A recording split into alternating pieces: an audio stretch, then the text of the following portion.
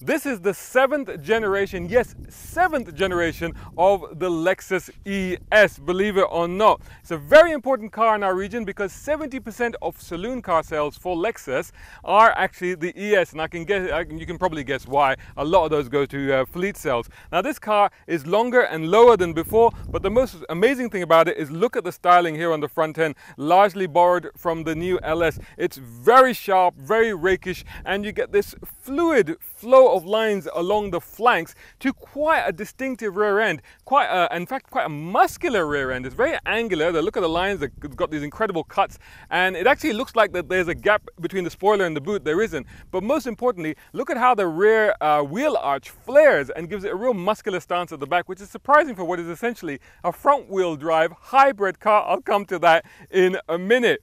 Now, the thing that you need to know is that the Lexus ES actually starts at 195,000 dirhams, and that's $53,000, and that's for the ES250 Platinum, which gets a 2.5 litre 4-cylinder engine putting out 204 brake horsepower. Then you get the ES350 F Sport at 230,000 dirhams and $63,000, and you get the ES350 Platinum, which is 245,000 dirhams, which is $67,000. Now both of those get a 300 brake horsepower 3.5 V6. We're familiar with that engine. I believe it's probably the same engine that you get in the top of the range Camry. And all of those petrol cars, they get an 8-speed automatic. Now, as I hinted at earlier, this is not a petrol car. This is the 300h. Platinum, it's a hybrid, and it's 250,000 dirhams, $68,000, which, yes, makes this the flagship, and also actually the first hybrid ES that we're getting in our region. Now, it actually has a very efficient 2.5 4-cylinder engine, and combined with 2 electric motors, it produces a combined total of 215 brake horsepower. Now, it does have a battery pack under the rear seats, and it has a weight of around 1,700 kilograms, but despite that, it'll do a 0 to 100 time of just over 8 seconds. More significant and more amazing than that, they claim that compared to the petrol cars, it uses 80% less fuel, and on a tank will give you a range of well over 1,200 kilometers. Wow, I would really like to put that to the test because that is an amazing claim. Anyway, the important thing about these cars is the luxury, refinement, comfort when cruising and when putting people inside, and of course the practicality. So we'll start as usual by checking out the boot. So I can open the boot with the key fob, as you can see, which looks like a pistol grip, doesn't it? Check that out. Isn't that amazing? Now the boot is about 473 litres, about average for the class, you know, not too bad. There's a little slot there to get longer items through. If you're carrying skis, for example, in Dubai, you might be if you're going to Mall of Emirates. And under the boot, there's nicely arranged tools and stuff like that. That's pretty much it, really. There's some hooks and stuff, but no power supply or anything like that. But there is a button to do that. So the next thing to do is to see what the rear cabin space is like, because that's really important in a car like this. So I'll do that by getting into the back. Wow! Check out all this room back here. And, oh, this is nice and comfortable. Look, I'm really stretched back. Oh, a little bit of encroachment on my headroom, just a tiny bit of encroachment, but not too bad if I put my head right back. But the headrest is nice and comfortable, look at that. And over here I got tons of space, loads of knee room and wiggle room. That's longer means I guess they put more wheelbase in it, because there's definitely more room in here. And there's a pocket there, nicely trimmed as you'd expect. I've got sunshades here in the center here. I've got USB 1, USB 2, that's good, isn't it? Power supply, AC vent. This has got that climate concierge thing, pre-zone. It's an option on the top, on the thing on the Platinum spec. So it automatically adjusts the climate to suit the individual as you get into the car. I've got buttons here in order to adjust that seat, so that if you're sitting here, if you're being chauffeured, you can actually move that seat forward just by these buttons over here. And check this out. Of course, Isofix Chelsea anchor points, but check this out. Now this is where it gets really Lexus. There's that ski slot that I was telling you about, but this is where it gets Lexus. I've got my own AC controls here, and also stereo controls here, cup holder, and a little cubby box as well. So very, very nice. I've got full complement of reading lights and stuff like that. It does make you feel like you're sitting in luxury in an executive saloon. Does it still feel luxurious in the front? And what's it like to drive? Let's find that out next.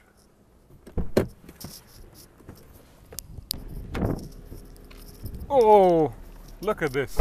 This is so nice in here.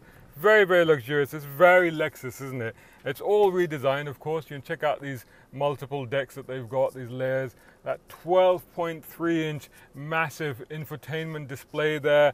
The 17-speaker Mark Levinson sound system in this car, which is absolutely awesome.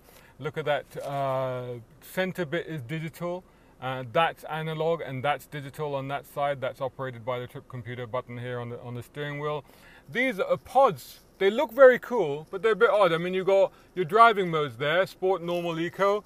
I mean, this is a hybrid really, especially when you think traction control button right there prominently. It looks really cool. And I guess in the F Sport that might make sense, but in this car, apart from looking cool, I don't see the functionality of that. But yeah, they look nice. Lexus clock over there. It's very spacious. The seats are fantastic. Very, very comfortable in this car. You know, really, really supportive.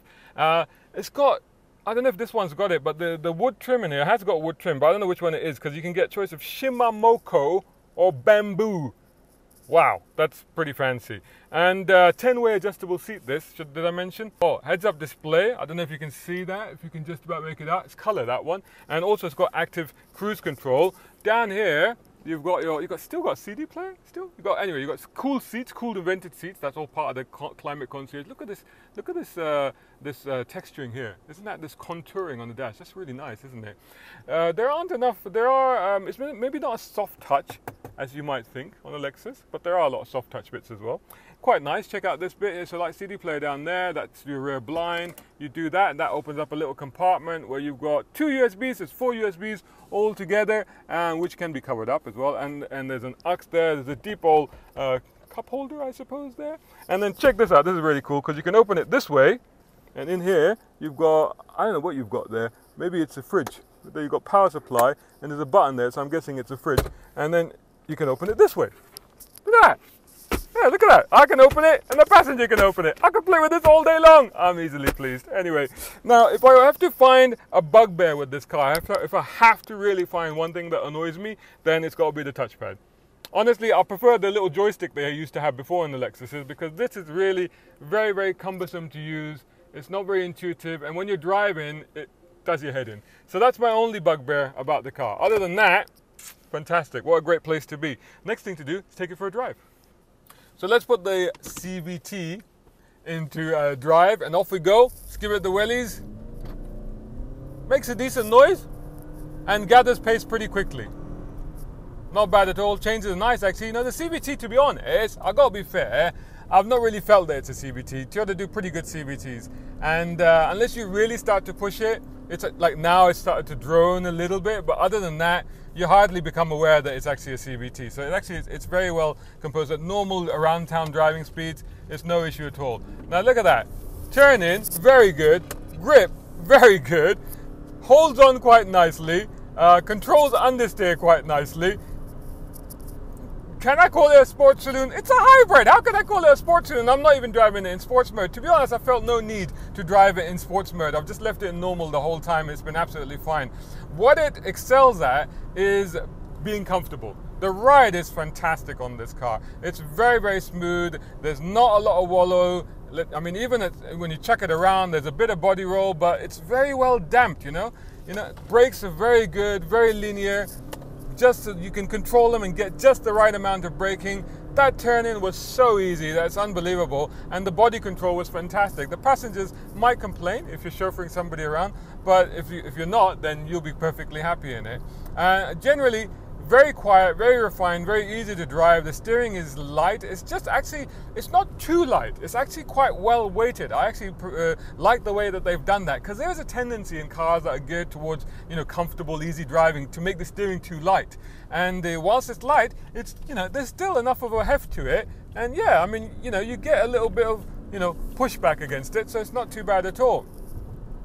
The incredible thing about it, of course, in terms of that refinement is, of course, the fuel economy. I've been getting 6.8 liters per 100 kilometer out of this car, which is extraordinary for what is, a luxury executive cruiser. And I've done a fair bit of kilometers on it. The fuel light is on now, so my challenge now is to see if I can get back to the dealership before I run out of fuel. That's a bit cheeky, isn't it? But the stereo, of course, is kicking. The AC is pretty good. There's only one thing I found with the AC, the climate concierge, I feel like just sometimes it gets a little bit confused. So sometimes it's too cold in here and sometimes it's not cold enough. So it just needs a little bit of adjusting every now and then. But otherwise it's generally very good. Overall, visibility is very good. Oh, it's got 360-degree camera, bird's eye view 360-degree camera. So despite the fact that it is a bit of a longer car than before, maneuvering it in parking spaces is no problem at all because you can see exactly where you're placing the car. But even then, overall, it's a very easy car to place and it's an easy car to drive. No significant difficulties there at all. So there you go. There's our review of the Lexus ES300h. A thumbs up, I reckon. You know, I think it's a very good car for the money. Well, it's a lot of money. So would you pay that much money for this level of Lexus?